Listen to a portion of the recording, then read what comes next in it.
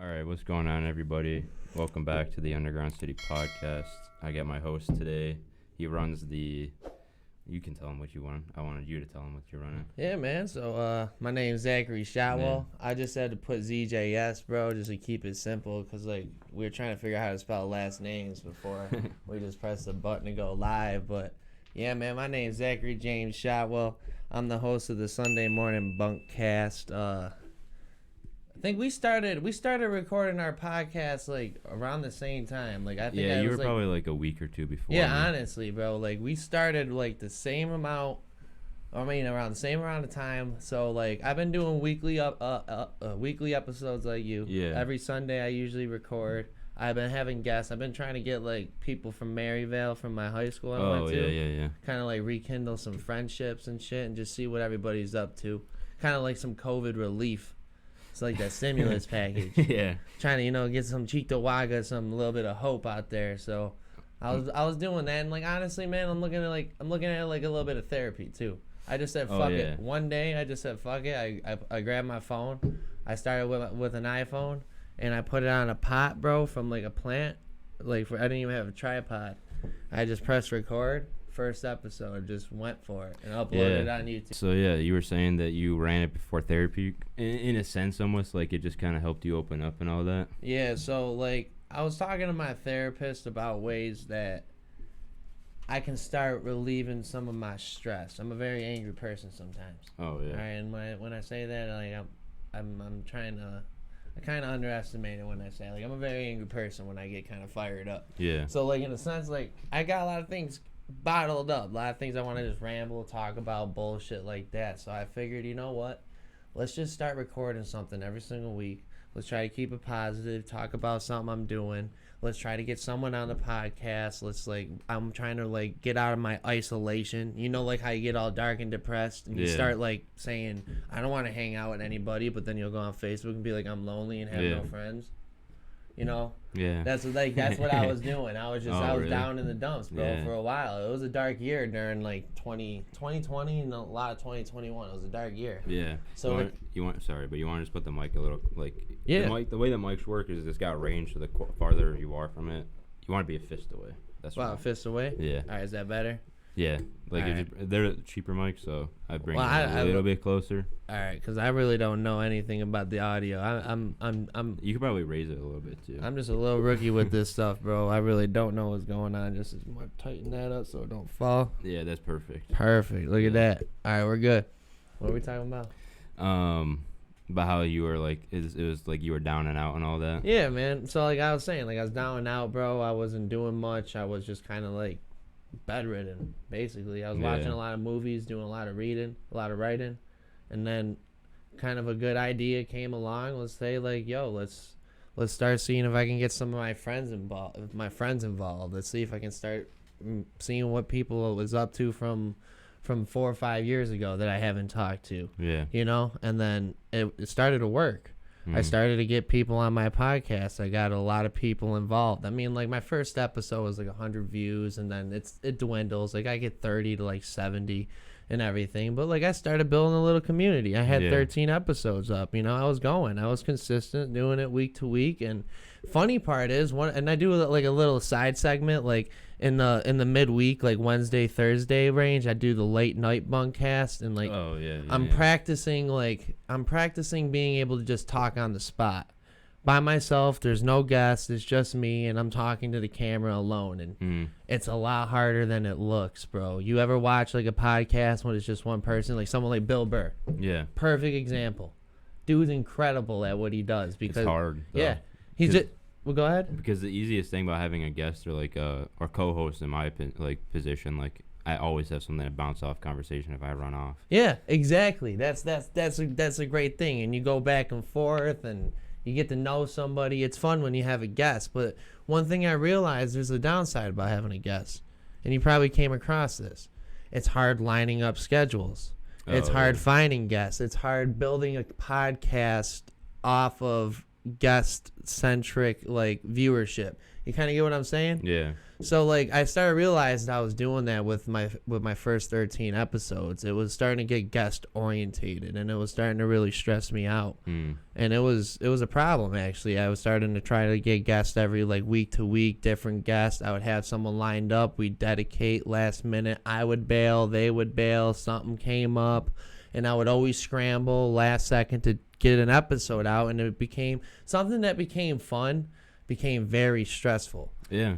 So going back to what I was saying, that's why I was starting to practice being able to do stuff more on my own. And I wanted to have like that Bill Burr type of, or if you ever watched like Uncle Joey's podcast, The Joint, you know, Uncle Joey's The Joint or The Church. Theo Von sometimes does it by himself, trying to do stuff like that. So episodes where I don't have a guest lined up or something doesn't line up or like something doesn't work, I can just be able to keep conversation with you and just talk about my life. And like I said, it's therapeutic. I think being live with you would actually help then, because you can like Twitch algorithm sucks. It doesn't go off of like how many times you've been clicked or whatever. It always goes off of your viewer base. So yeah, tell me about how the algorithm works real quick on Twitch. I got a Twitch account, man, and I got like 160 views total on my stuff. I might get like one person if I ever go live.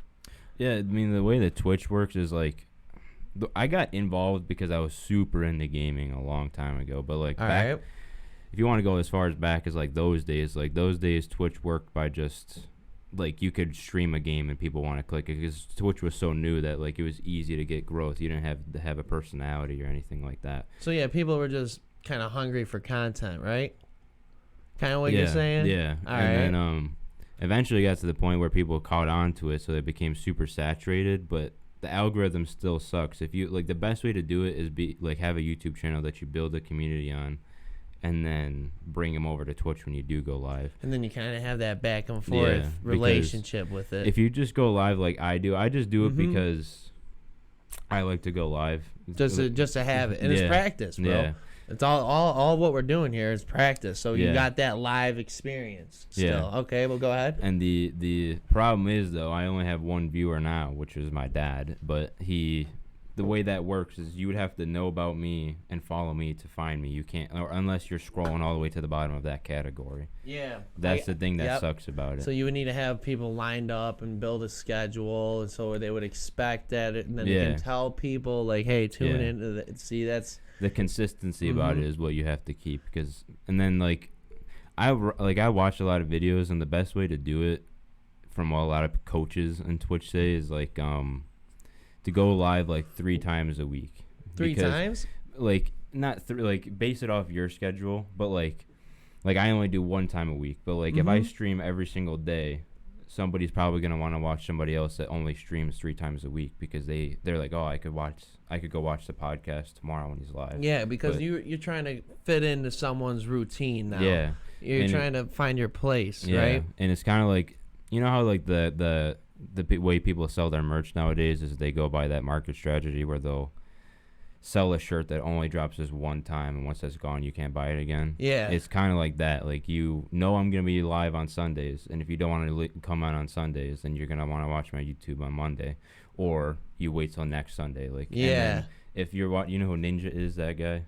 Ninja? No, I don't. Who's that? He's like, when Fortnite was popping, he was like a huge streamer, like one of the biggest on the platform. But like, he streamed every single day, from what I believe. But it's like, if you really liked my podcast, you knew Ninja was going to be streaming the same thing tomorrow anyways, you'll probably come to my podcast. Yep, and it helps out. It helps out. And you're kind of building, like, I don't want to miss it mentality. Yeah. You know? That's why I want, like, you're either here for the live or you're not here for the live. It's the Underground City podcast, you know? It's an underground. It's a little low-key. Yeah, the way I look at it. People like a secret. You feel me? The way I look at the name, the way I got it is because, like, my main priority is to have musicians and stuff and help them, but also, like, the more I got into it, the more I realized there's a lot more people that could be on this, and that's why we're doing this episode now. Dude, yeah. And, like, but I wanted to base it off bringing these artists that are, like, low tier, that aren't getting platforms, and even though I'm not offering this major big platform, they can at least come on have another opportunity to see people, and then it brings their fans to me, it brings my fans to them. It's just kind of like an exchange of no pay. You're just bringing. Dude, what you're doing is what is needed, and honestly, there's something I think we both noticed. There's a complete lack of in Buffalo. It's out there. Don't get me wrong. Yeah. But I feel as if it's a little more self-centered, or it's too hyper-focused on one subject. Like they're talking mainly about comic books or Lord of the Rings or sports, or you get my. It's highly focused. And you were doing the same thing, but I noticed you were doing it something that was very interesting for other creative musicians out in Buffalo. A lot of other creative aspects. Okay, these people, they need to be heard. It's unfortunate that this market is as saturated as it is. And I remember listening to your episode that I think you and your brother Cody, right? He was talking about like how like you're competing with like 40,000 uploads a day on SoundCloud. Yeah. Yeah. That's my point. It's just like the chances of like you just popping up on someone's thing, it's like, it's like a raffle ticket in a bucket. This gives the opportunity just their chances that much more. You're exchanging viewership, so right there, that's a benefit on both parties. It's like coexistence, and they feel as if they're being heard. And you know what that really does for somebody in a creative pursuit? It hypes them up and motivates them. It gets them going that extra 5 miles. They're out of breath right now, I'm telling you. And then you will come along, sit down with them, and talk with them for an hour. And I'm telling you, that will give them motivation to strive the rest of the race. Yeah. Because they were just about to pass out. If you get my figurative, and even whatever there. Even with like me, it helps me out because like throughout the week I'm working my regular job, so it kind of like it just weighs on your mind regardless if you wanted to or not. So then coming here, talking to people that have the same mindset and views as far as creativity goes with creating your own pathway, I guess it just kind of helps you, me and them, like you said, like restart in a way, I guess. Bro, it helps us catch a breath. Makes us feel like we're not alone, bro. Yeah. I know, like, dog, they say this is the most saturated market, but why is every creative person I know, like, feel like their voice is just not heard? Yeah. They're, like, kind of lonely in a sense like that, in a way. You get what I'm saying? And it's like, it feels like you're just surrounded by people that just don't understand you. Yeah. And it's nice when, like you were just saying, bro, when you get together and you're talking to someone with a similar mindset, it's refreshing. It's like this glass of water. It's like, ooh. Needed it, man. I needed it. So like, I don't know. It just, like, I had this guy that I became actually pretty decent friends with now, but I don't know if you watched the episode, but it was with the rapper named Lappy. With Lappy? Yeah. I don't think I caught that episode. Yeah. I'm sorry. No, it's good. And then, but like he had a lot of shit to say about like the music industry as in general, but like from that episode, him and I have connected like friends at this point. I'd say we're friends, and like that's the cool part about it. But I guess to get into kind of like what you were saying about saturated market and all that, with especially music, like Lil Peep and all that. I don't know if you listen to. Yeah, I listen to a lot of Lil Peep. Okay. I don't listen to him too much anymore, but during some of my fun days, my fun haze, I would more like to say, I listen to a lot of Lil Peep. Yeah. Yeah. But during those days, like I talk about it all the time on this podcast, but during those days, like music was controlled by that artist. Like SoundCloud was this big organization that was just basically YouTube for the artists. They did what they want as long as their terms of service were met. Okay. And like people were blowing up, and then like Lil Peep was blowing up, and then Lil Peep died, but then after that X started getting his big name. Yep. And then X died, and then Juice WRLD was happening before X died, but I feel like Juice WRLD's like launch was like right after he dropped that song Legends Never Die and all that. Yeah. But like the point of it all is like they kind of created their own path, except Juice WRLD, but in a sense, like they created their own blow up. Yeah, and weren't they all independent? Don't mean to cut you off. Juice WRLD was signed to like a smaller contract and then got put onto another contract, but like that's why I said he's kind of like he created his blow up. He was talented to where he could blow up like that, but Lil Peep and X created like their own wave until they got to their points. Yeah. And music just caught on to that. The industry just caught on to that, and they started making all these industry people and like just planting like to copy these people that made it on their own, and they capitalized on the fact that these people were creating their own wave without being controlled, meaning the money went all to the artist and not to the industry itself. Like Russ, you know what Russ is? Yes. He does his own thing all the time. That's what he does, and he makes 100% of his money, except like the people that help him. But like if you're signed to a contract, you're kind of stuck. Like you don't get all your money. You gotta do what they want. You do what they want when they want, and it's just you kind of get some tyrannical oppression going on you there. You know, no freedom. Monopoly. Yeah, no freedom of creativity, creative thought. No, there's a lot that these producers, these men in suit, that they just don't get. Yeah. And they're also trying to. The one thing that I realized, see, I'm more on the comedic aspect of like the creative art, and that, like I said, that's how we met each other. We went to we went to the Helium Club. We went to a comedy show. I'm really into comedy. I want to be a stand-up comedian. Yeah. And I could see that though. You can see that. Yeah, Thank you. Lively when we were there. Like you were the loudest laughing in the room for sure. Yeah, people say that guy was hilarious. That's all I gotta say. Well, back to it, man. I'm a character, all right. But what I was trying to say is like, what I noticed that what our comedians doing today is they're kind of following that same wave that you were just saying, like getting out of the gatekeepers of the industry. Yeah. They realize they don't need Hollywood. And this is something COVID like made visible, like made transparent, like just as clear as night as day. Is like you can go off, start your own podcast. That's what all these comedians did. A lot of them had them, like, you know, Joe Rogan started back in 09, 10. He started way back. Yeah, and then a lot of them picked up in like 2016, 2017ish, and then now even a bunch of them popped up just because of COVID recently. Like they're blasting. Yeah. And what I noticed is, a lot of these comedians, they're like, I think Andrew Schultz is a good advocate on this. He talks about this a lot. He says like, dude, we don't need these guys to like host our own, like these clubs, these shows, like forcing us down, taking away our revenue. Like we can bring this all directly towards us. We can make our own thing. It's like it's becoming podcasts and everything like this, especially, and I think where the internet is leading, I think the creator is going to have a lot more control over his art, his or her art. 100%, because a lot of people are speaking up finally. But music, it's like a whole different world. Like, to blow up on your own is the goal, but you're never going to reach your Justin Bieber level if you do it that way. You're always going to control your fan base, and you can be lucky like X and like build this massive like cult following. But at the same time, like, to really push yourself, if you want to reach Kanye West, Kim Kardashian, you're just famous at that point because your name. Yeah. You need to be planted by an industry. That's what it comes down to. You can't. I feel like it's too hard right now to push yourself that far because there's too many people making sure you can't.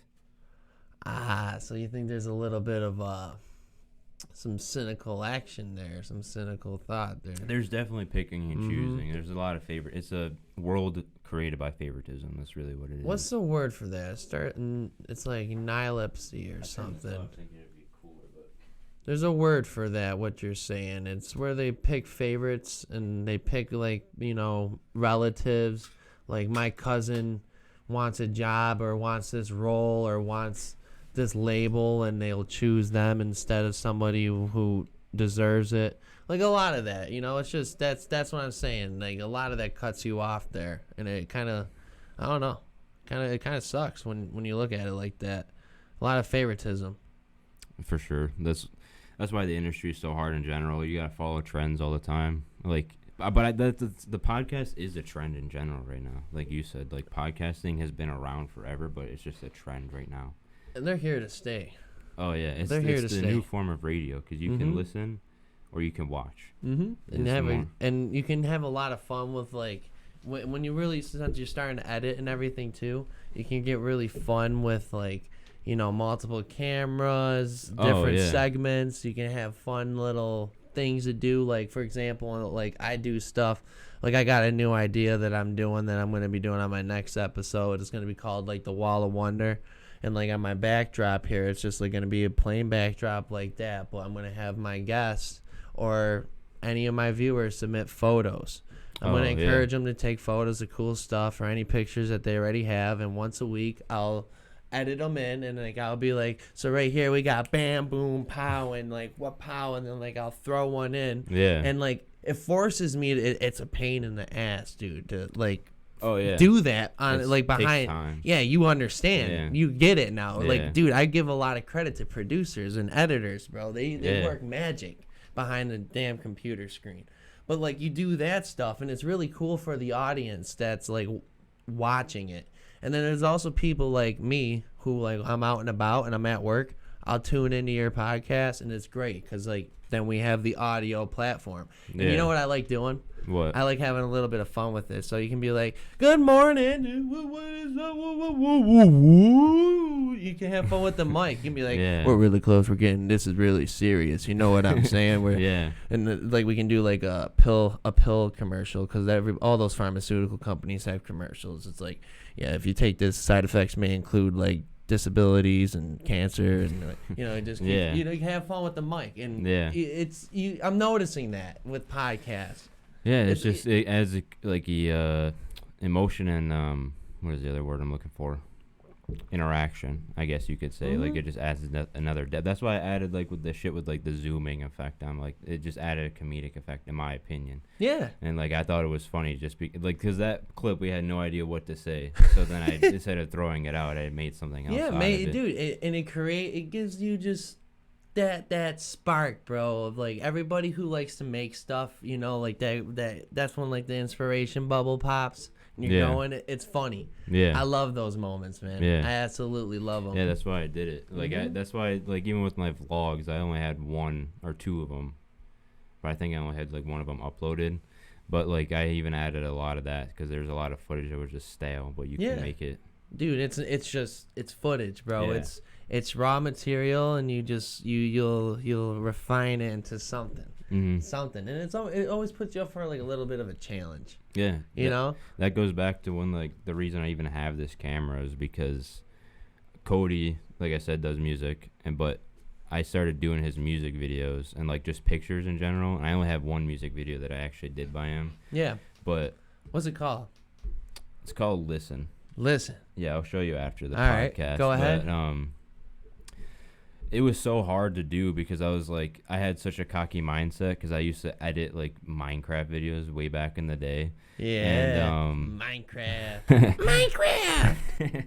But I used to play that game like no tomorrow. That's how I got into YouTube way back in the day. So, same here, bro. We all did, bro. Those Minecraft days were something. Yeah, back when, like, it was like being 13 years old on Xbox and all that, playing Minecraft. God. But, like, then I got into it. His music video I thought came out good for my first ever one, but at the same time, like, we kind of put on hold because I had a lot of life stuff going on at that moment. Yep. And then we just came up with the idea to make the podcast. And I've had an idea, like, I had so many podcast ideas, like, one that I had that would, like, only work if I actually made this life decision, but if I bought, like, a bus, like, me and my girlfriend bought a bus, like, for a home. Yeah.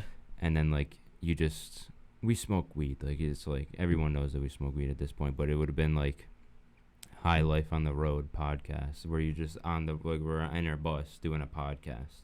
Really? And then it's our home kind of thing. So kind of you were sending me some of your vlog footage, and, like, I saw what you were doing.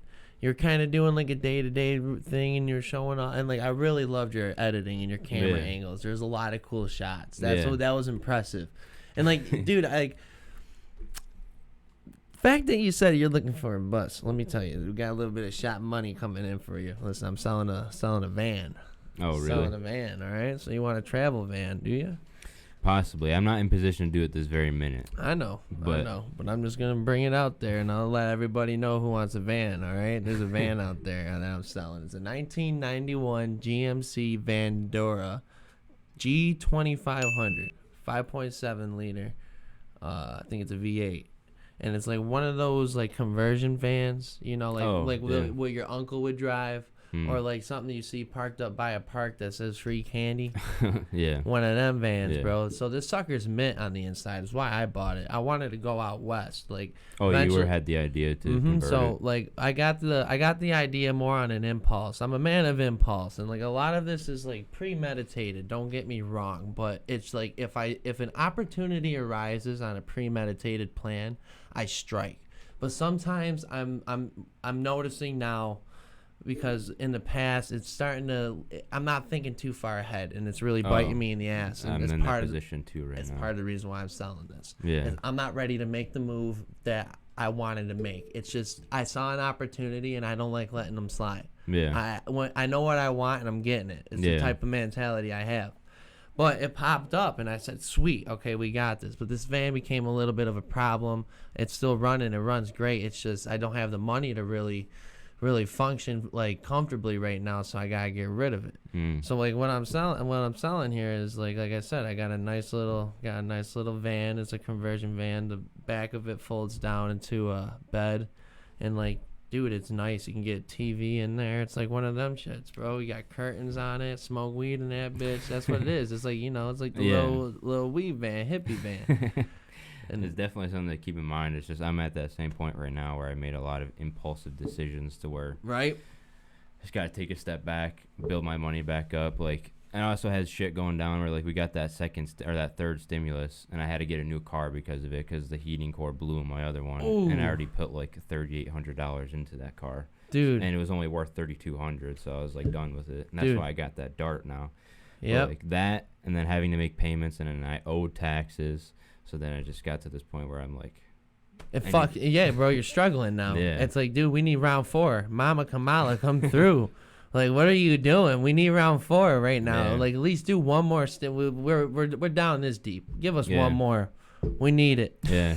I also think that they're at a point now where they're like, oh, like they're at the same position where like, oh, we need to step back and save money now, kind of thing. Well, fuck it, man. This money doesn't make any sense, dog. Money don't make any sense. I don't understand. Well, I think I understand the banks. I don't like the banks. The banks and Bill Gates are my worst enemy. I hate those two. The thing that I don't like is we are sitting here slaving like 8 hours a day for a paycheck we see at the end of the week, when in reality they're printing money faster than we can blink. Exactly. They were saying 60% of all the money in the world, all the United States, the U.S. dollar cash in circulation in the world today was printed in 2020. 60% of it. Yeah. And a majority of it was consumed by like 5 companies. That's what I'm saying. Like, it's all controlled by no matter how deep you want to get into it, there's a higher power always controlling something, no matter what. It's not a higher power. It's an organized structure that's just they understand how it works. So what you gotta understand about conspiracy is like they don't like making it interesting. The real stuff. Yeah. The real stuff. The real stuff's boring. Do you understand taxes? Yeah, I get him to a degree. I'm not like 100%. But like when like what's a good guy to bring up here for an example? Like what's a rich dude that's like just known for investing? What's that rich guy? There's so many. I know, but like he's like one of the main rich dudes. Is he older? Yeah, like an old dude, glasses. I know who you're talking about. I can't think of his name. I can't think of his name He's either, so, like, bro. known too. We got anyone live that knows? Give us a chat. Let us know. You know who we're talking about. But like one of them Rockefeller fellas, like something like that.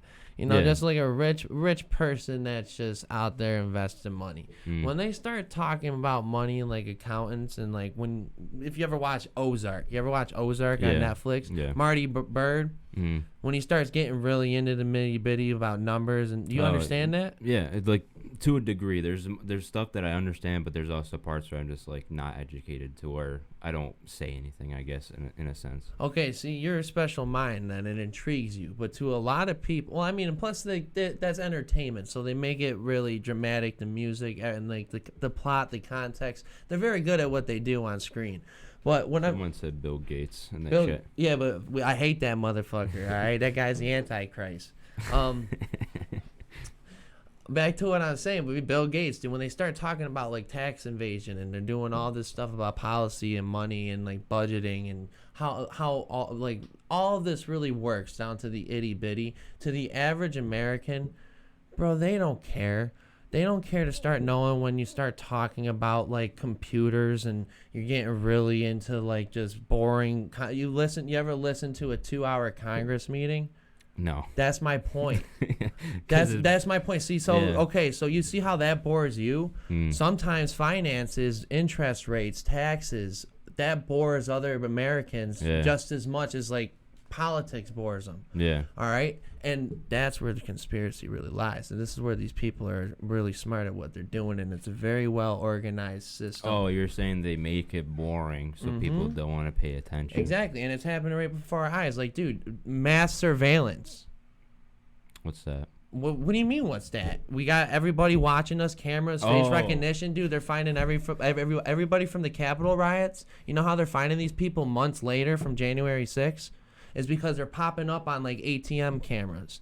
Person of interest type shit, bro. Like the man in the sky. Mass surveillance. Edward Snowden. It's here. Big and brother, it started because of the damn Patriot Act. And you see how it's a slippery slope when you pass one little thing for the war on terrorism. I have an episode mocking it, episode 13. We won. We won. And war on terrorism's over. Let's celebrate it. You know, I have a whole mockery about it. But the whole point of what I'm saying to this 20-year-old Biden said the same shit in 2012 as he's saying today. They don't change. These people are puppets. It's the same thing. It's a little organized plan. I can't get too much into the military complex of life and everything.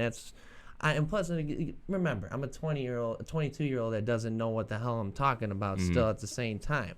But trying to wrap in everything, I gotta give you a little bit. What do you think, bro? I gotta catch my breath. See, I get a little hyper when I get up into this. It's okay. I'm hitting you with a lot here. No. That's what I'm saying. I hate these guys. They get me too caught up in a rabbit hole, bro. I don't know. Like, the way I focused a lot during politics, during the times where it was like we were getting a new president between Biden and Trump. And I don't really give my say on that live too much because people have so many different viewpoints. There's so many things you can look at, but like, yeah, you gotta stay open-minded though. Yeah, it's so easy to get dug into it to the point where you're like, you're trapped in there. Like me and Eddie talked about it recently, and like he like the COVID shot. Yeah, like, bro. A lot of people want to get it. A lot of people got it. A lot of people don't have issues. I'm still weary about it, but the thing is, I'm at a point where I'm just gonna get it.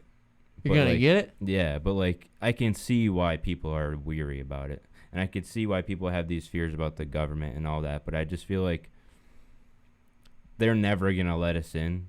We're never really gonna know. So at the end of the day, it's like we can focus on it as long as we're educated and can control what we can control. Then we're in a good position. But there's always gonna be something that they're controlling that we have no power in doing so. I wanna play the devil's advocate just to have fun with this conversation and give a little hope out there, because this is one thing that I'm noticing out here with COVID. It's a lot of transparency. All right.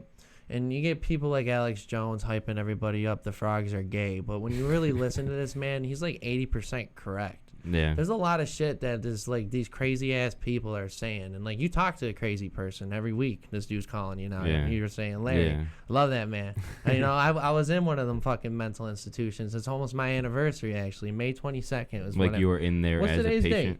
It's the 23rd. 23rd? Yeah. Yesterday was my anniversary, so I would have been in a mental institution today. I was at ECMC, locked up, bro. Oh, Put really? me in there, bro. I'm just gonna fix this. Oops, sorry. You want to hold on to them, wait. Yep.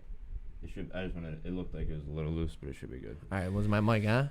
Yeah. You've been Alright. gone. I just wanted to make sure because Alright, sometimes good. if you just don't fuck with the cord too much, because sometimes they buzz. Yeah, they buzz and they'll start making noise. I know I Yeah. have the same problems, bro. Same It's just problems. from being loose. That's all it really Yep. is. But You gotta so love technology. What's that? you were in the mental hospital, like as a patient. Yeah. Oh, So really? I had a little bit of a manic episode, bro. I don't want to get too deep into No, it, that's but good. it was like a week. It was like my hell week. If anybody was like and did anything for like Navy SEALs or was in the armed service, that's watched this in our military, like their hell week, like that was my hell week, bro. I was just like, it was like day after another. I slowly broke, and I completely broke, and then I had to go. I was there for about 2 weeks.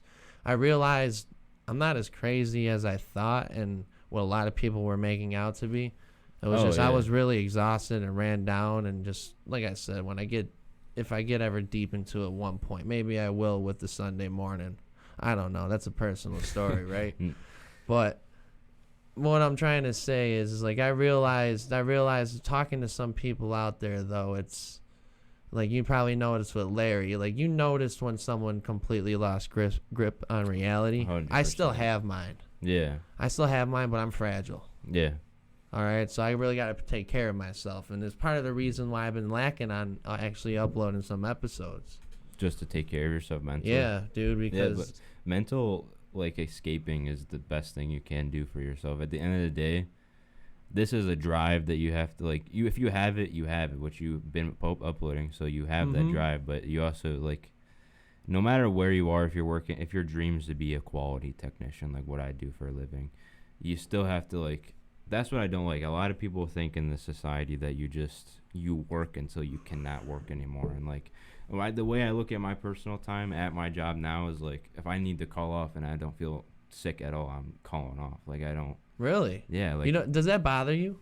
No. So listen, that's funny you bring that up. Friday, like a couple of days ago Friday, I had to work. And, like, I was ran down this week. This was like almost a hell week for me again, like Monday through Friday. And I was manic at work, and I had a little bit of an episode, but I was able to catch myself and bring myself back down. But I noticed Friday, it was like, dude, I just need to call off of work, take a day to rest. And, like, bro, I got mental conditions, you know, I'm diagnosed. So, like, they understand. It's not like I'm slacking, but I feel guilty. I feel awful when I do that. Oh, yeah. Do you know what I'm saying? Yeah, I feel like there's, like, the initial, like, oh, what is everyone going to think because I called off? But yeah, bro. Then I get into it, and I'm like, in reality, I have my boss literally told me, I don't abuse my time, but my boss literally told everyone that works there that if you want to call off and just say you're sick, but you're actually at the beach, but you have personal time, then I really don't care.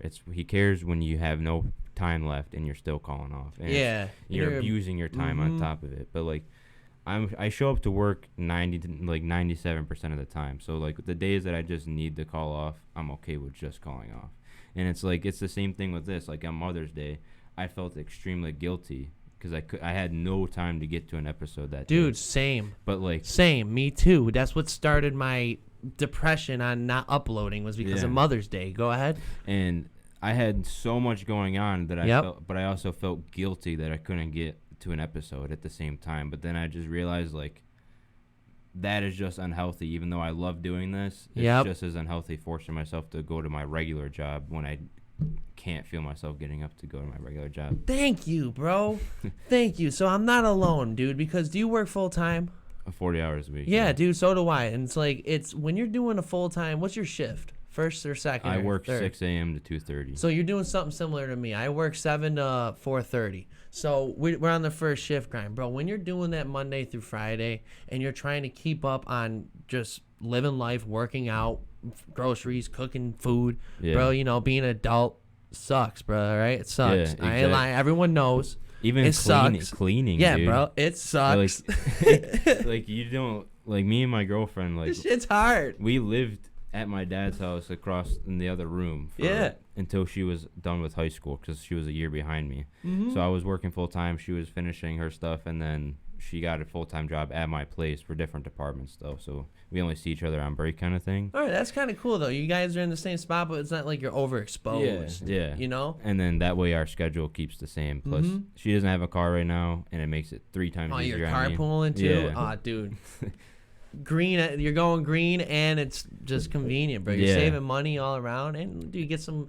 Dude, I was driving to work with my father when my car broke down, and just being in the car with someone every morning, it kind of like it's like a nice bonding experience. It gave me like a little bit of nostalgia of like being on the bus to school. Yeah, especially you know that. Like when you're like have that time to like stop at a gas station and just grab something. Like, yeah, bro. Even though it's something so simple at that time, it just feels like you start. I watched a lot of motivational videos, and the most impressionable you are for your day is the first 20 minutes you get up. Right. So it sets up the whole day. Yeah, exactly. So if I go in the car, we're yelling at each other, the rest of our day is going to be like... fucking hell. Yeah. Bloody hell. Like, we're pissed for no reason. Like, we were pissed in the morning, but now it continued the rest of the day. Or if we're really happy in the morning, then that continues the rest of the day too. Like it's just it. And then I even sometimes go as far as listening to motivational speeches in the morning. Dude, I do too. I need to get myself going, but my life is living off caffeine right now. Oh, you got to cut down on the caffeine. It's really just because it's pre-workout, and then I have a coffee in the morning. I stopped with the pre-workout, bro. That shit gets me too hyped. I'm tingling, like I start going nuts. I only use it because that like you said, it's hard to manage life when you don't even think it's hard to manage. Like it's something so simple because my life is so routine. Mm-hmm. But like I'm a quality technician. I sit behind a desk all day running a machine that meant like that it's like I don't want to get too into it because it's so like it sounds so boring. No, it doesn't. I'm interested. You got my attention. My company is like a chemical etching company. Yeah. We create parts through chemical etching, which is the acid eats away a design on a piece of metal, and then I have to go be the guy. That's dope. It sounds cool. No, because I work with the metal that you probably send off to companies like mine. I'm an assembler. I build stuff for the government. Really? Yeah, I build simulators for the government and everything. And like so we're in a you similar anodize field. the metal and everything, basically. That's we're in. It's the chain of manufacturing here. Keep going. I love it. And then, but I'll sit on my computer and it runs this program that I control with like it looks like an Atari stick, like joystick. Really? But like it's called a microview, and I measure a bunch of like different features that I read off a blueprint. Basically, that's my job. That's dope, dude. But it's like entry level. Like I got into it just because I have computer programming background, so I'm at the lowest pay you can make right now. But I'm just staying for experience. Dude, that's all you need. And honestly, if you keep on putting in good work ethic and you just don't get out of line, that's one thing I'm bad at. All right, I'm very, like I said, I'm a character. All right. And like I'm very good at what I do, but it's also like I get out of line. If you know where to like play your cards right, put in your work, you show up 15 minutes early, you stay that extra 15 minutes and shit, you will be surprised where an entry level like that will just branch, bro. And plus, this experience, this is all, bro. So never feel bad if you or if any of our viewers that are listening now are feeling this way, because like sometimes I feel this way, where you find kind of like stagnant at your job and you kind of getting like you kind of start asking like, what am I doing? What am I doing here in a way? Sometimes I ask myself that question. I ask myself that every day. You know what you're doing, bro? You are building this foundation, dog. We're young, all right, dog? You're building this foundation that's going to be very fucking sturdy. Do not build a weak foundation. You saw what houses do when they're on a cracked foundation, right? You get this beautiful house on top of it, and before you know it, some big bad wolf comes and blows his storm on it, and it crumbles. Now, use that personified form of whatever I just said onto yourself. You don't let that big bad wolf blow down whatever you just built. Exactly. Because you have a weak foundation. And what you're doing there is you're solidifying that shit right now. It might seem boring, it might seem stagnant, like you're getting stuck in the mud, but you got to remember, this is what the older folks say when you got to just get to the grindstone. This is what it's like to grind sometimes. This is what it means to work. You just got to get down your nose and fucking put in that 40-hour a week doing something that is somewhat miserable, but at the same time, it's expanding into this. Yeah. These are skills that also are transforming into your workplace. Yeah. And then who knows, an opportunity might pop up. But don't be too impulsive and buy a fucking van like I did. But you might land yourself another job or a promotion in the same place you're at. Yeah. Because you know how to do this now. That's what I'm saying. This is what you're building, that you're like a tree and then it goes into branches. You know? Yeah, I get what you're saying. The way I look at it though is like, my end goal is this is my living. This is because this is where I feel most of me. Because my issue with my job is perfect scheduling for anything. It's like the people are super chill. My boss is the chillest boss I've ever had in my life. So like I can't complain about my work. It's more so I just feel like I got to suppress a lot of me to be there, in the sense of like I'm not gonna act completely Zach because I got to put on that corporate side of me. Oh, dude, you sound just like me because your name's Zach. And my name's Zach. I say the same thing. Go ahead. That's my problem, is like I love the people I work with and I love how chill it is, but at the same time, like they're not getting 100% of me. Thank you, because I'm censored, bro. Yeah. And like I want to be a comedian. So, dude, I'm going to say some fucking foul shit, bro. Sometimes, and plus, like, I'm a little bit bipolar. When I say a little bit, I'm just underestimating what I got, what I really got going on. But so sometimes, dog, like I might be in a little bit of a more of a manic, they call it hypomania, like when you're not running in the street naked, but you're feeling good, bro. Yeah. You're revving. Yeah, you're on fire. I had stuff with my family. Like, I've experienced it firsthand from age 0 to 17. So yeah. So you understand completely then, dude. You lived with it. Yeah. And living with it is the only way someone can truly understand what it's like, either if you have it living with it, or unfortunately a loved one or a relative you lived with for a long period of time. You understand then what I'm saying with that hypomania. Yeah. It's like when you're revving on fire for like a long period of time like that, you'd be surprised at the shit I say. Dude, I think I can conquer the world some days, or maybe I'm really pissed off at something so stupid. I call it my blind side. All right, so you know how in a car, like they got sensors now. 2021, they'll blink when something's in your blind spot. Yeah. Fortunately, sometimes being bipolar, we don't have that little blinker. I'm trying to build it. I'm trying to figure out how to do that for myself, because you'll be going to merge into a new lane because like you're switching your focus over onto something, and then you'll hit something, a obstacle, but you didn't see it coming. It was in your blind spot.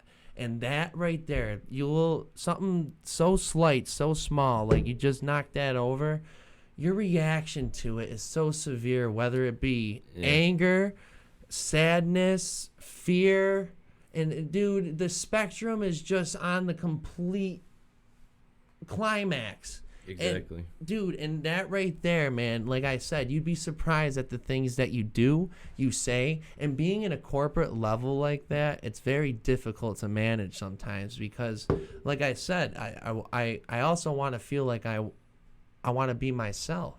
Yeah. And that's part of me. And I'm trying to figure out how to work with that. And it's hard when you feel like as if you're being censored, because you can't go and say like something about a female at a corporate place. You'll get sent right to HR, dude, and lose your job. God forbid you bring up like COVID and not wear your mask. Yeah. You know what I'm saying? That's corporate America, bruh. Yeah, that's the thing that's nice about that. Going back to the vaccine, though, a lot of companies are... I don't know about yours, but my company said if you're vaccinated, we don't want you wearing you don't have to wear a mask. They're in the works of figuring something out at my work. They just had a meeting about it. They're figuring it out. My work is very risk advised. Ours was too. Like, so they're not messing around. They're waiting. I think they're waiting it out. Like ours, we are a very small company. We only have 50 total employees between production and like that's everyone combined. Like, so it's like they're more concerned was if most of our work environment was vaccinated, then we can go mask free, unless you're not. So I'm still wearing a mask, but that's also partly why I want to get vaccinated, so I don't gotta worry about this mask anymore. Do you know what was really cool, bro? Going up into Johnny's when I was picking up my subs with no mask. Well, I put it on because it's like force of habit. It's weird how they got me in the like habit of doing that when I'm walking in places. But I also still do it like out of courtesy for a little bit. Yeah. Plus, I don't want people to start looking at me funny because I go by what the environment is. Yeah. Like, if I'm in a grocery store, I'm wearing it. Yeah. I'm wearing it. They don't do a good job, especially like Wegmans by me. They do a terrible job. Terrible, bro. But like if I'm at the gym and I go to Planet Fitness, but if I'm the only one on my machine, I take it off. Goodbye. I'm happy, bro. Working out with the mask is dangerous, bro. That's why, dude, the fact that gyms can open up without them, I'm happy. And like I was saying, walking in the Johnny's, I had my mask. I noticed no one had theirs on in there. And I asked the dude, I was like, do you need your mask in here? And he's like, nah, man, we're all vaccinated. Go ahead. And I was like, I put it right in my pocket. And dude, it felt so weird. It was the first time being in a public, like, restaurant or place just in a year and a half, 2 years now. We were 15 days to flatten the curve. It's been 2 years. Yeah, it's been like a year and a half. Yeah, bro. But that's like, it's starting to finally, dude. You were talking about summer energy on your last podcast. That's what I'm talking about, man. The masks are coming off, bro. I think we're lit. Gonna be this is lit. Crazy. Yep, this is lit, bro. We're waiting. I'm excited. My thing is with my girlfriend, like we go to the movies, that's finally open again, but the concerts, Yeah. And concerts haven't been, like, a lot of these artists that were making a name for themselves kind of halted because they couldn't do anything. And, like, your fan base isn't big enough to where you can support a whole band at that point.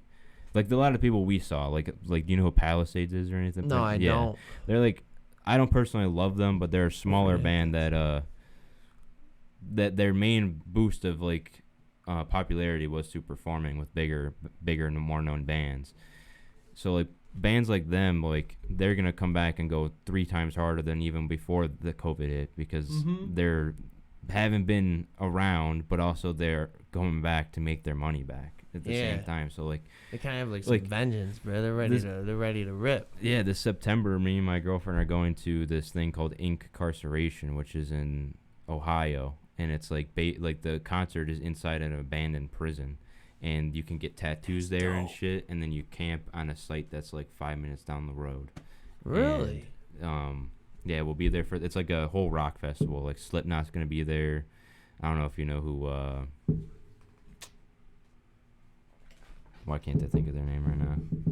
I can't think of their name right now, but Rob Zombie will be there too. Like, older bands to newer bands. I don't know why I can't think of that. That's a good lineup. They gotta do that. It's kind of like you still have your headliners, but you gotta give the more of the small, the underdogs and like the people less known a little bit. Warped Tour. That's what Warped Tour was great for. I've never been to any Warped Tours. I haven't either. My girlfriend was big on that, but now that I like that music, I would go. But it took me a long time to get into heavy rock, like metal rock. Like, it took me forever because I was so stuck, like, on the Little Peep eras. Okay. Like, that was like my music for so long that it was hard for me to go from like this sad boy shit to this like I'm gonna rip a head off kind of music. Like, but I eventually got into it because I just kept finding bands that were more suited to what I liked. So, like Wage War. You know who Wage War is? I don't. Oh, you should know. Sorry. No, it's okay. But they're really good. They were like the first band I listened to that got me into the music. Really? Yeah.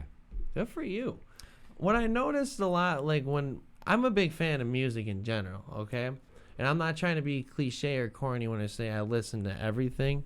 I focus a lot on softer type of music. I'm big on melody and a lot of like 70s, 80s, 90s rock. I love a lot. Like dude. indie? I like indie music. I do. I like, like, I do listen to a lot of stuff that comes out today, but I'm not big on like the whole hip hop thing. Like, I listen to it, I respect it, I love the art form, it's fun, and like, don't get me wrong, like, I love to like bust out freestyle and like my buddies who rap, and it's like I love the vibe that I'm a man. That's a good way to put it. The vibe of the song. If it has a good vibe, whether it be country, heavy metal, hip hop, like rap or punk, dude, the Beatles, whatever. If the vibe's there, bro, that's what I'm always listening for. Yeah, the vibe of the song. Does that make sense? Yeah, I'm exactly where you're at with that because I have no, like, if someone asked me what's your favorite type of genre, I would probably say like the more underground scene right now, but that's because I see how hard these kids work. So you have a lot more respect towards it. And also, like, it's just like it's more of a sound that I've developed a really like close liking to, but at the same time I could go listen to like I just keep saying Little Peep because it's like everyone knows him. Yeah, bro, and like, you love Little Peep. Yeah, and Little Peep, rest like, in peace, bro. Little Peep was someone I listened to a lot of the times. That was my watch. Sorry. No, it's okay. And then but I could go listen to Little Peep Switchblades with Little Tracy and then go listen to the Beatles right after that. Like, That's what I'm saying, bro. Me too. Like Rocket Man by Elton John, baby. Elton John, yeah. I love Elton John, bro. Like Saturday Night, Road. baby. He's all right to fight. Yeah. Yellow Brick Road's a great album. Yeah. Great album there, dude. Let's see, who else did you probably listen to if you're on the softer side of things? Like, I listen to a lot of Billy Joel. I've never got super into him, but I've definitely listened to him. Gotta listen to Billy Joel, bro. Like, Piano Man, once you listen to that. Yeah, Piano. I've heard Piano Man. So, like, it just, don't listen to the song because, like, of the meme and just the popularity of it. Like, listen to the song, bro, and, like, understand where Billy Joel's coming from. That man's a creative fucking genius. Someone said death metal. Yeah. Death metal, too. See, like, and plus, like, I grew up with a family that listened, like, dude, I'm around a lot of, like, old heads, bro. I got an old soul. I pulled up in an 89 Lincoln, bro. Yeah. I don't know the future yet. I'm waiting to transition into a new car, like this iPhone, bro. Like, I know my technology. Don't get me wrong. I'm very well oriented around the computer. I got suspended from my high school for hacking the Wi-Fi code and selling it. Yeah, I took computer programming at Powder Road. You feel me? Yeah. Like, I know what I'm doing. I bounce. I edit. I do all of it. I'm not stupid. I build my computers. Been building it since I was fucking 10 years old. But I just they piss me off because they don't work all the time. Oh, dude, that's it. Building a computer is literally like expensive Legos. It's so, in like retrospect, once you know how to do it, it's easy. Dude, it's like, simple. One shock of static electricity can blow a motherboard. So, yo, bro, in my line of work, I work underneath the microscope, okay? And, like, we play with that shit's really serious. So, with any computer, like, with the motherboard, be cautious, all right? You're not wrong when you say that. And I like your exaggeration there, but components that we handle on a day-to-day, like, experience with, like, computers, like gaming PCs and stuff like that, they're very robust. Trust me, they're dummy proof. They know people like you and I are gonna be, look at this thing, you know, like trying to plugging it in sideways. Yeah. You know, you ever put in RAM not all the way and you're trying to, you know. Or it just doesn't pick up your RAM. You get my point. Trust me, they're robust. But I'm working with like very delicate stuff. Sometimes underneath the microscope, I'm looking at it's smaller than a piece of hair. Okay, it's gold wire. Oh, okay. And when, like, you know, gold is very conductive. And when you're working on these boards and stuff and you're doing these little micro connections on everything you're doing, that's just very delicate. And you're strapped in with ESD bracelets and all of it. And one little shock, dude, the damage that I've seen it done, like how they showing you in the training videos and, like, what I've seen just in experience, it's severe, bro. Sometimes you don't see nothing. Sometimes it's an intermittent issue and it will fail when the plane takes off. And now you got a plane crash. And see, that's why it's serious. Or sometimes you'll just see the whole thing like a lightning bolt just underneath the microscope, dude. Yeah. And it just fries it. It looks catastrophic just from a little static boop. You know, that little shock you get. Yeah. It will just wipe out like a $100,000 part.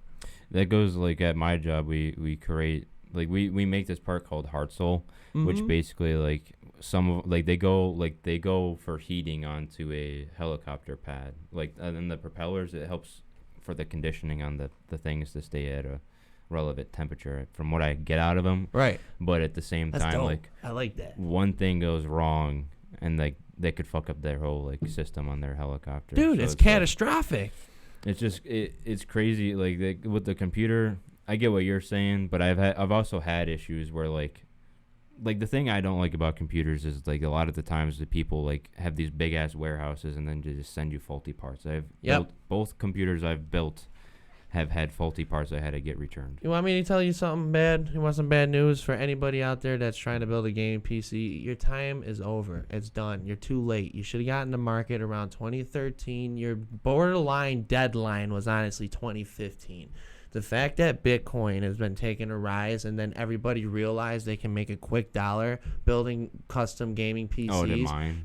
No, not to mine, to sell, because people are lazy or people think it's impossible to build a computer. But in fact, it's very easy. Watch a 10, 15-minute YouTube video. You can build your own computer. I promise. Yeah. Promise. I have faith. It's not that difficult. If you can read and watch a YouTube video, you got it. You don't even need to read. If you can just look at an image on a screen, bro, you can do it. Yeah, all right? exactly. It's easy.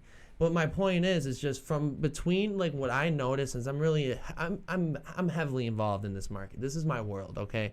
Just anything in like the world of computers and like crypto and like black market, dark web, like just the progress of everything. Like I was also interested in making like malicious software. Like I played around with, you know, like you ever hear of a remote administrative tool? Yeah, where you click the link. You start off with dark comment, you know, you get yourself a little exposed, and then after you have fun with that free to play, you can start going onto hacker forums and stuff, and you can start talking to the real deal guys that you start getting them to build you some custom software, and then they have you, but then they'll build you an encryptor, and then you can spoof everything, and then you can make these files then you got to start researching antivirus, and now you're playing this game between you and all these freaking antivirus companies that are basically trying to detect your certain code that yeah. you encrypted. Like you will encrypt your program to spoof it to look like something else, like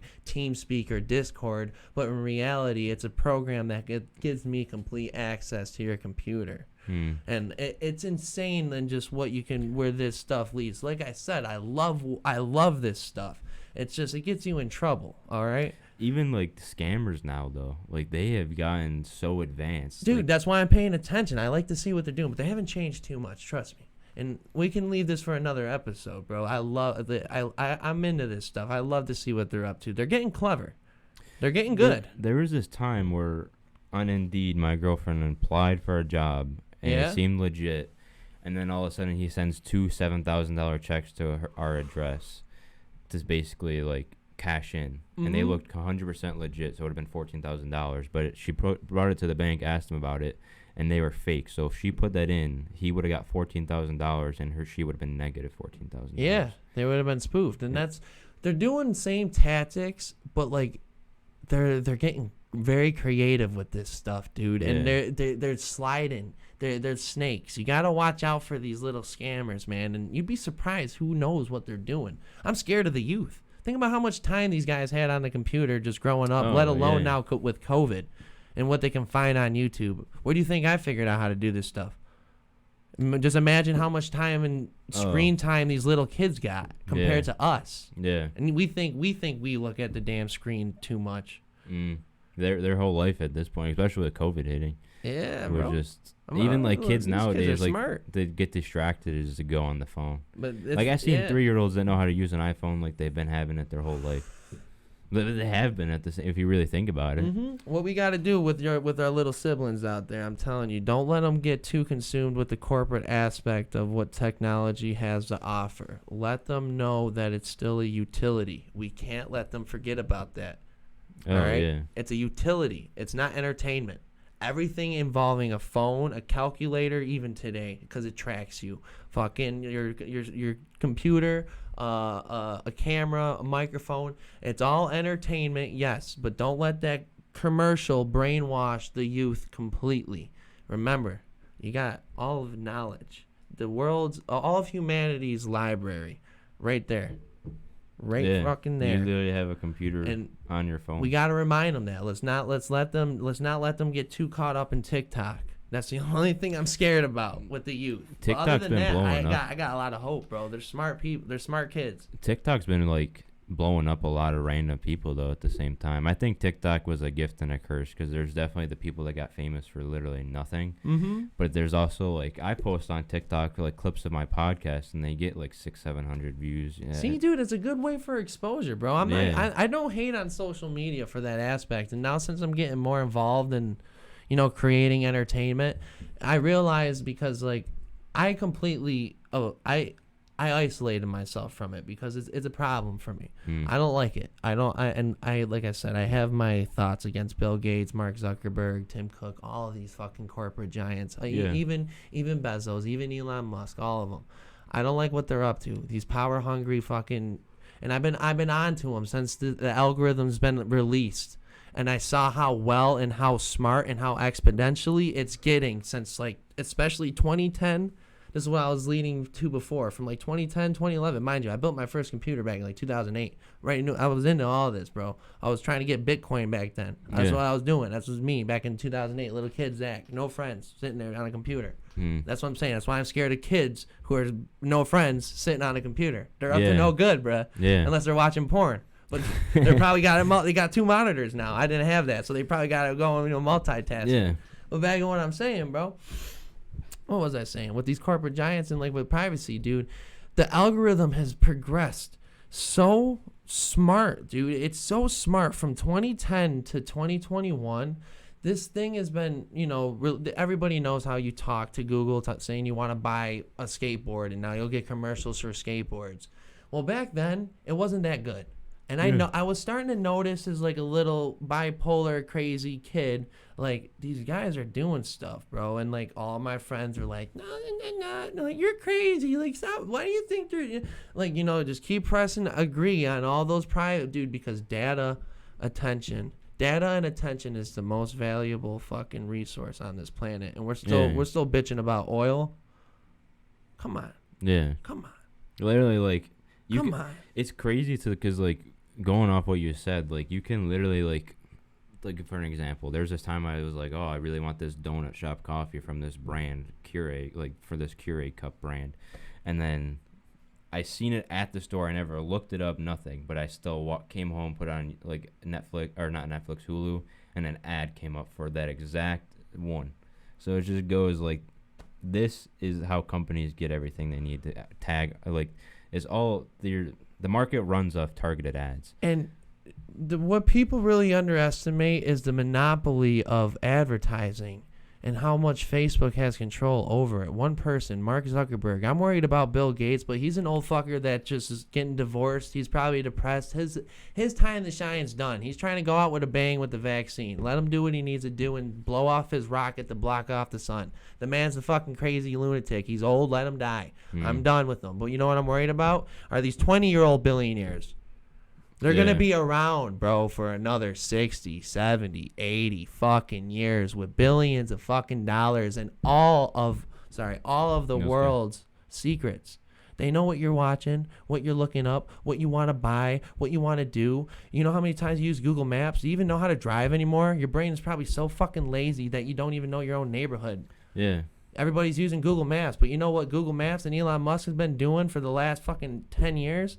Recording all that data, and now they have a whole head start on the EV market. So invest into, automated driving, guys, because they got a head start. Google does with automated driving on driving patterns and all the road layouts and all of this. And robots are now driving and everything. But you know what they also do is they pay attention to where you stop the most, what stores and habits where you spend the money, your banks, because Venmo is now, you just gave them access to your phone. Yeah. They know everything what you're up to, Venmo, and now they have access to your bank account and they see you everything you spend your money on. And then they will give you routes. Google Maps, Apple Maps will direct you past those stores you are most likely to buy instead of taking you on a more efficient route. You'd be surprised at the malicious activity that these couple companies, a couple people that are CEOs leading it. You got to remember, it's Bill Gates. What my analogy is, what I like to say is, what if Applebee's wanted to send a rocket and block out the sun? How would you feel about that? People would make it a meme more than anything. It wouldn't be taken serious. Yeah, but what if they were trying to do it? Do you think people would let them? No, I feel like there'd be a lot of stopping. There'd be a Then lot. What are we doing with Microsoft? They already bought fucking Minecraft. How far are they gonna go? Yeah, they're but these guys are companies. What are we doing giving them all this power?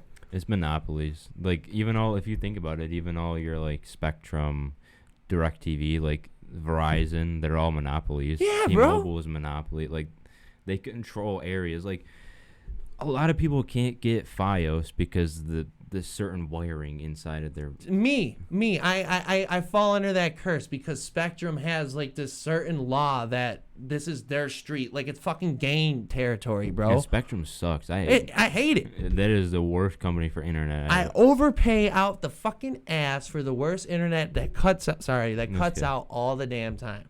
Now people are understanding my frustration with technology. It's a love and hate. It's a toxic relationship. Yeah, it's a love and hate relationship there. But people like Elon Musk, I know he's very controversial with some of his views, but he's creating something that like took my breath away. But it was What's that? I don't know the exact name of it, but it's called like he's creating this chip that it's like, like if you have like a heart like problem, they'll put like a little thing that monitors your heartbeat. Yeah, it's like the pacemaker, right? Yeah, the pacemaker. He's basically creating something that's equivalent to that, but for your brain. So like, there's a lot more that it can do. But for like an example that I heard on one of the interviews he was in, it's like, say you get a stroke, and a lot of people like lose the left side of their body. Yeah, and that's because their part of their brain like became dead, and they're like lost blood and shit, like, right? No neurons sending signals to that part of your brain anymore.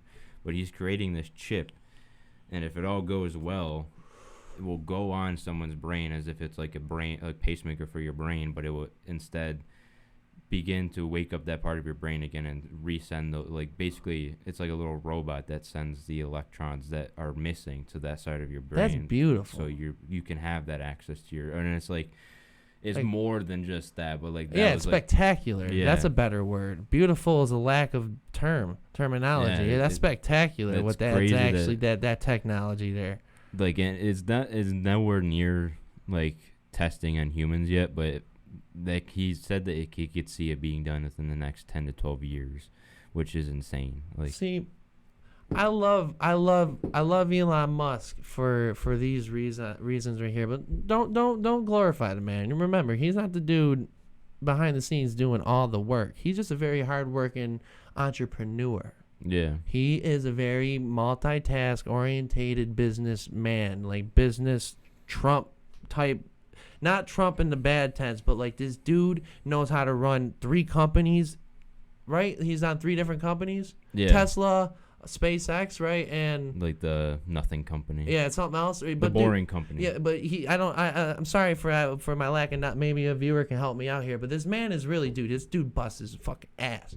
And some of you're talking about motivational speeches. Sometimes I had to put them on when I need a little pick me up. Yeah. And he said something pretty cool. This is why I like Elon Musk. We can segue into this. And this might help us feel a little bit motivated with our podcast and any creative viewer out there that is pursuing their dream.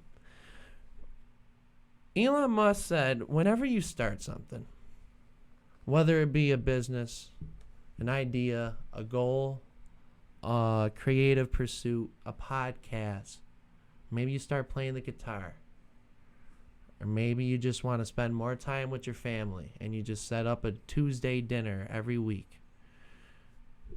What you got to start treating it as is like you just gave birth to a newborn child. Would you let that baby cry and scream in starvation and you just stare at it, watching it, and not feed it? Zach, would you do that? No. No. You know what you would do? You would do whatever it takes to feed that child every single day and watch her or him grow to become bigger and better than you can ever possibly imagine. And you will do whatever it takes, even, this is the part that got me like feeling all motivated, even if it destroys you. Because you know how our parents sacrifice for us. I love my father. I still love my mother. She's not around, but I still got to give her respect where it's due. You feel me? Yeah.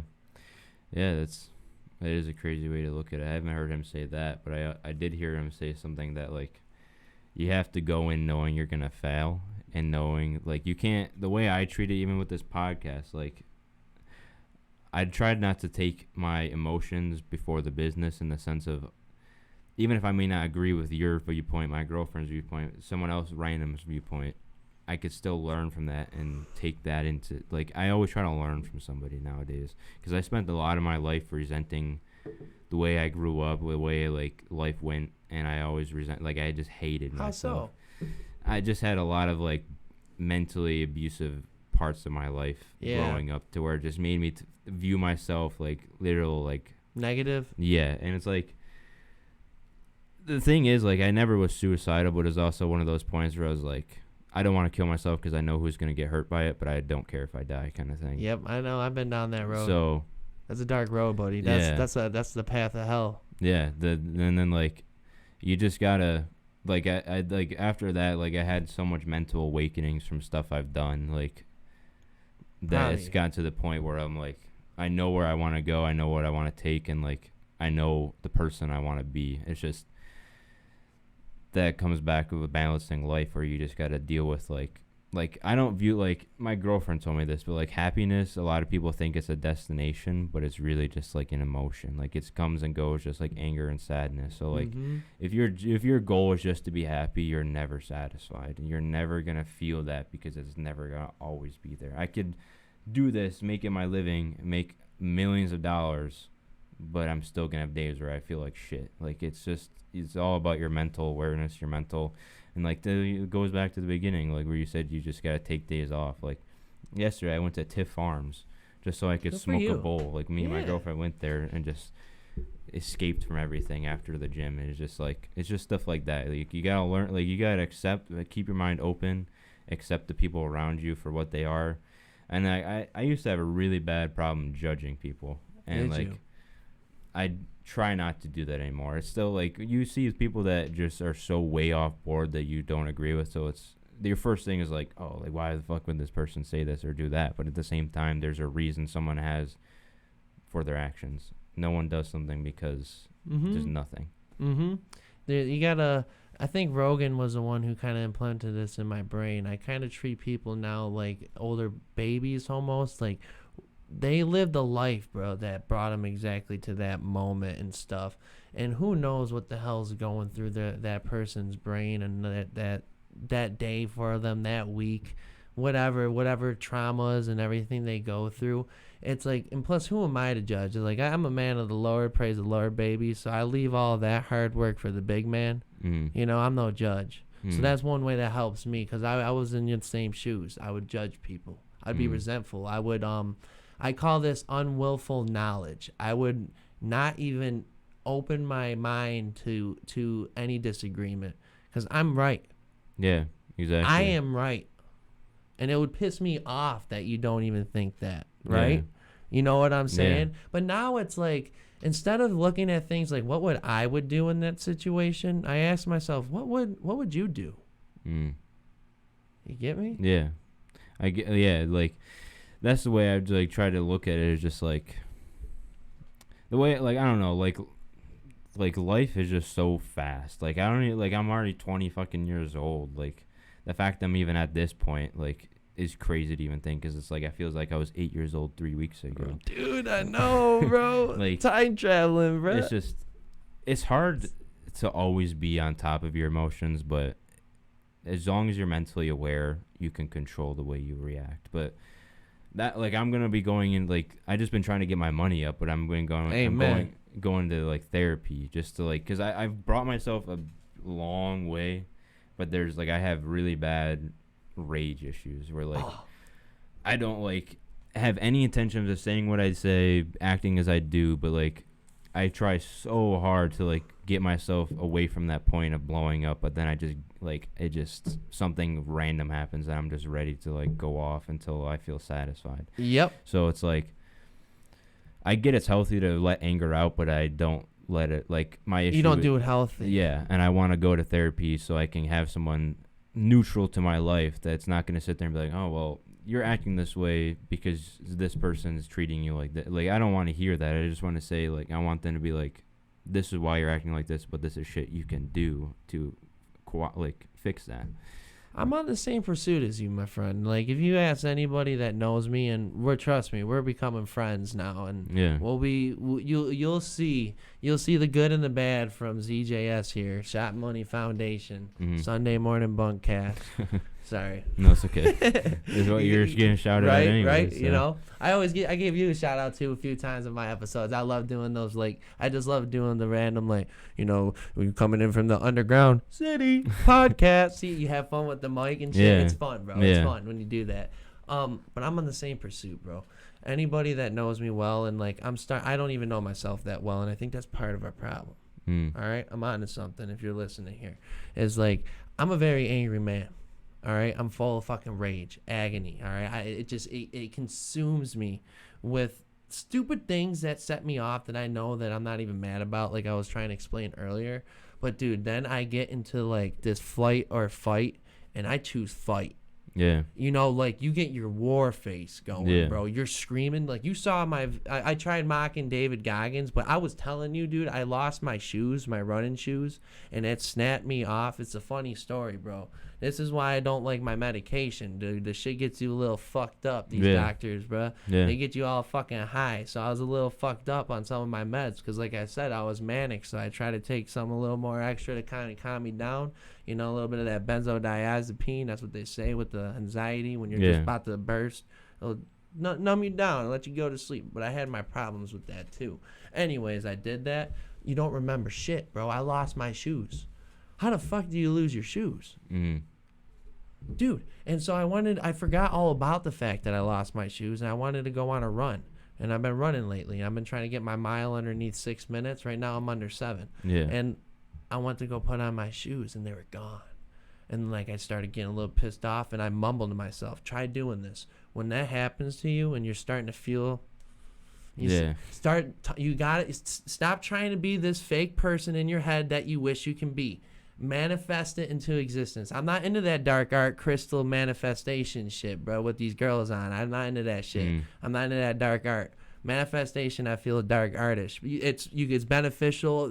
It's risky. I will get on that another point. But that's what I'm saying. Manifest it into existence. Start mumbling yourself. Don't get mad. I'm not gonna be getting mad at myself. I can't get mad at shoes. They're just shoes. You lost shoes. Who cares? But dude, in the back of my head though, I'm very angry at myself. Yeah. I'm not mad at the fact that I lost shoes.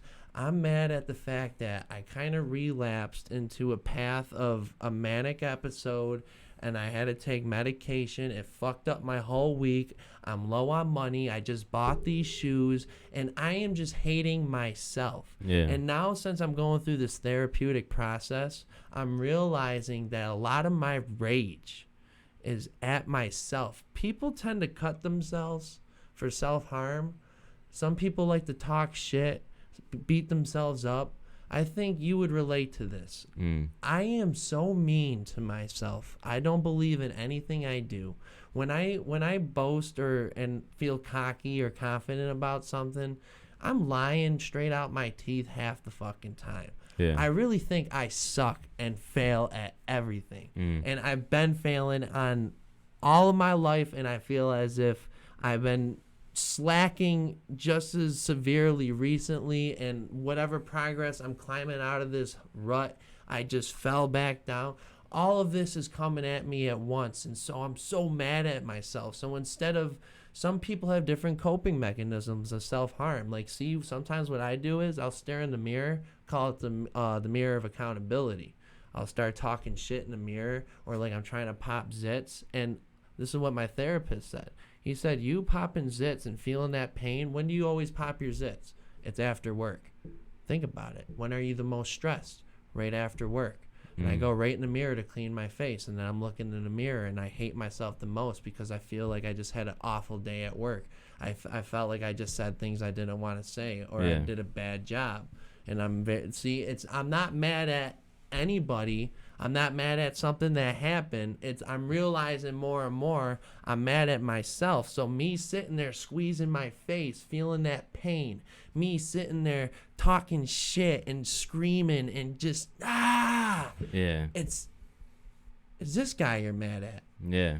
And you're not even accepting it yet. Yeah. That's what, like, I've climbed a lot out of that, because like that was my issue, is like literally like anything. Like, my girlfriend would say something stupid that would just, or like, my biggest thing is I have such low patience. Like, yeah, dude. Like, if I'm trying to go somewhere because I'm excited, but like I'll ruin the moment because I'm like I want to go. Like, let's go right now. Like, why are you taking so long? And then I'll piss her off, and then when she's pissed off, then it's like, okay, now I'm gonna be pissed off because why are you mad? Like, you're the one taking, in my eyes, that moment, you're the one that's holding up our time. But in reality, it's just because I can't control my patience, and then she gets the blunt of it. And then it's not like, I'm not saying like I'm shitty and all that. It's just like, it's more just like I get moments where the stupidest things will make me mad. So that's why I'm going into therapy once my money's back up, so I can comfortably afford that. And I don't know if I really want to go on medication if I don't need to, because I think a lot of doctors, like, medication just changes you, in my opinion. But I feel like there's conditions where it's beneficial. I don't think you are a man that needs it. So you brought up Larry. Yeah. And I don't like to speak too personally on behalf of anybody's mental condition, but because like I've experienced this and I'm living through this, and I went through the whole process at the journey you're about to begin. Right now, you are in a very healthy place. Yeah. It takes a long time for a man to sit down and say, it's time to take care of this. There's a problem here, all right? A lot of people don't even accept it, and they're 40, 50 years old, just still an old, angry man. Yeah. You know? So I'm proud of you, bro. You did the thanks. first hard step right there, bro. I'll give you a fist bump. Even if in the chat, if you're live, give this man a congratulations, Zach. He's on the path of becoming healthier. Be patient. We're no doctors, though. You like that wordplay? That's a little Mac Miller. It's a little Mac Miller right there. Oh, yeah. Mm-hmm. I think that was from, I think Ascension, that song's from. I'm not a doctor. Can you be a little patient? It's one of his bars. Oh, Yeah, bro. Yeah, It's a yeah. good song. I fuck with that. And I think you would relate to that song. It's like the battle of like the confliction of just relapse and just craziness of like trying to be good and then falling back into that. Yeah. But what was I saying? I was giving you congratulations on starting that journey. But, what I was telling you about why I don't think you're a man that might not necessarily need medication. Trust me, they're gonna recommend instantly antidepressants, and those are along the lines of SSRIs. They just kind of boost up your serotonin. And what serotonin does, it's like what Jordan Peterson likes to say. It's like the big lobster chemical. Serotonin's been in nature ever since life has been around. It's been in crustacean. It's longer than trees. The nervous system that we have today has had a long time to evolve, and it's not any different than from a lot of different animals. This is why I love this analogy here. But when you get a boost of serotonin, you feel successful. You just want to fight. And going on the path of like there's an effect of like when you're playing the game of Monopoly, why you all start off with equal resources and one person usually ends up with all the money, hence the objective of the game to win. That's why there's only 1% of wealth like controlled in one area and the rest of the world's fucking broke. It's how resources are naturally distributed in this planet. And the same thought process can be applied with serotonin and success. When you are successful and you feel good and you get that rush of dopamine and that serotonin, it's like you get bigger, you get your stand tall position, and then you're in a more able position and you have more opportunity to win your next encounter. It like sets you up for the next fight, and your odds are in your favor, and thus it starts multiplying exponentially. You will become the successful get more successful, and as success starts, that's why people say it gets easier as you go. Why people say the rich just keep getting richer. It's that type of thought mentality you got to start applying to your life with these small little serotonin boosts that you can implement by yourself. Save some money. You can budget this. Those little small victories, try to release that back into your brain naturally, and you'll start seeing what I mean. Because go ahead. That's the thing with like the podcast is just like when I see that I get like a lot of good feedback, then that's like my boost. But like I think medication, if you're taking it and you really don't need it, it kind of just gives my worry is it'll give me that fake sense of like, oh, I'm okay, and then I'll be like, okay, I'm gonna get off it, and then I'm like fall back into that weird rut, and then I'm like don't know how to mentally control it. So if I ever go on medication, I'd rather know how to mentally control it myself, and then be able to decide, okay, I can control it, but it's going to be easier by taking medicine. I say you follow that path. And plus, that's a path that you seem comfortable with. Do it your way. All right? That's one thing I want you to feel as if you're in control of this process as much as possible, because that's the only way that anyone can feel comfortable going through a therapeutic process. It's like when you feel as if somebody has different intentions than yours, the trust is a very important factor when it comes to therapy and any type of thing like that. So make sure you're doing it your way, and that will help. That will help with the process. But I also want to remember, you brought up a good point with the medication is, when I was saying too with Larry, all right, he's somebody that unfortunately goes through, it seems like reoccurring episodes.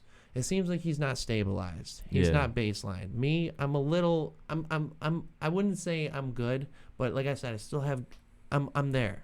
All right, I'm there. I'm fragile. I'm there. There's people though that they unfortunately just can't see how schizophrenia works. Is like if you release, like if you get a medication and you put too much dopamine in your brain, you'll start having hallucinations, and you'll start seeing what it's like firsthand to be schizophrenic. You'll start hearing their voices.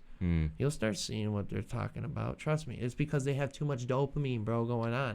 But I'm not no scientist or nothing, but what I'm trying to say is there's people out there that do need like a mood stabilizer. It seems you're stabilized, so your problems, I think you can really resolve on your own through a long, brutal. I'm gonna be honest with you. It's gonna suck. It's gonna be long. You gotta be patient. It's gonna hurt. You're gonna surface up all those nasty pimples of trauma and hurt and all of that to the surface, and then eventually, bro, you're gonna be reborn into this person that you will recognize, but you won't feel the way you're feeling right now. And what medication is doing today, it's too easily prescribed. I'm not against it, but they're doping us down. And what you brought up is that you don't want to feel comfortable in an uncomfortable situation.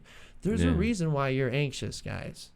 There's a reason why you're scared. Yeah. There's a reason why you're freaking out, why you're mad. Don't take a drug to numb it. Figure it out. And if you got to get the fuck out of a certain situation that's freaking you out, that's bad, a bad relationship that's stressing you out, and you don't know what to do about it, and you're always anxious, or it's like this job is hurting me and this, that, you got to figure that out. Because what the drug is just doing is just making whatever's really hurting you okay. You're enabling something bad in your life. And you're never going to escape the trauma, and you're just going to be doped out. Yeah. Because we're getting close to the ending, so that was a good way to end it, in my opinion. But the way I'll end it with my final statement would be, you just gotta. My favorite line I go by is, you gotta walk through hell in order to get out of hell. You can't. Yeah. If you're in hell and you're just numbing it, you're gonna stay in hell once the numbing goes away. So you gotta just go through it to get out of it. But amen to that, bro. That was a good episode. So that was a great episode. Yeah. If you guys want to check it out on YouTube, it's gonna be on YouTube tomorrow. And if you're watching this on YouTube, appreciate it, and subscribe, like, and good night, good morning, and good afternoon, wherever you are. So mind if I give myself one more shout out as well? Yeah. And then feel free to check out my channel, the Sunday Morning Bunkcast. I do a podcast every week on Sunday mornings. I'm usually late though, so the schedule is still being worked on. I believe my YouTube channel is Shot Money Foundation. And I just want to say thank you, Zach, for having me on, brother. I really appreciate it. Yeah. Thank you again, man. It was a good episode. It was a great episode.